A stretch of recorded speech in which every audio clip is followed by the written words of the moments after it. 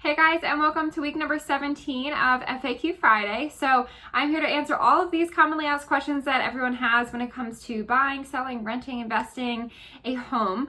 And last week we talked a little bit about some mortgage related questions, commonly asked questions that people have when they're getting a mortgage. So this week I'm going to actually piggyback onto last week and answer a few more mortgage related commonly asked questions.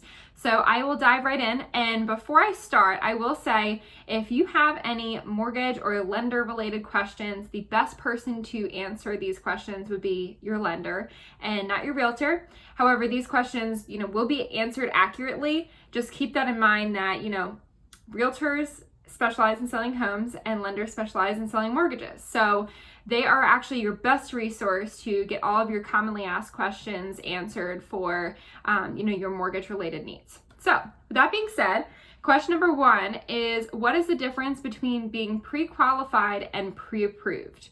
So one is better than the other. The first one, pre-qualification, that means that you've connected with a loan officer, you've kind of roughly gone over your income, assets, debts, and they have an idea of what you can probably afford. However, there's no concrete evidence that you actually would get approved for a loan because you have not submitted your documents that they need in order to get you pre-approved, and they haven't run your credit score yet. So the next step would be a pre-approval, which means that you're going to submit all of your documents, your income, your tax returns, things that you would assess your debts, so getting your credit pulled, and they will actually form a concrete answer as to, yes, you can get a loan and for this price. So if you are serious about the home buying process, getting a pre-approval is better than a pre-qualification, and it also puts you in a better scenario if you get into a situation where you need to write an offer quickly on a home.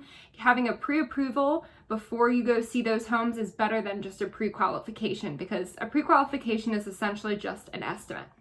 So that's question number one. Question number two is, what is the minimum credit score to get a mortgage?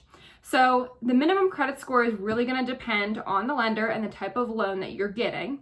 However, just for a baseline, a FHA and a VA loan, they can have a minimum credit score of around 580, whereas a conventional loan is usually around 640.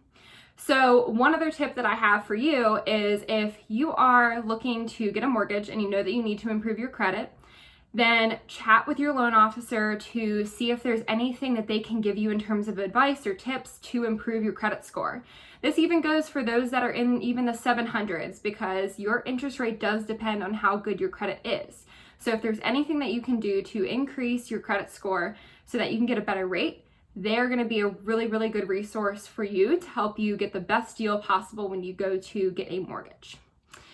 Question number three is, what is a mortgage broker? So a mortgage broker acts as a middleman between you and other lenders. So they have access to a network of lenders and can, assess your financial needs and pick a lender that's going to best suit those needs. So it's not just, going to one bank. They have access to a bunch of different programs and lenders that they can get you a loan for. So one of my preferred lenders is a mortgage broker, and he's an awesome contact.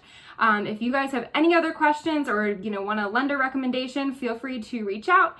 And I hope you guys have a great weekend, and I will see you next week. See ya.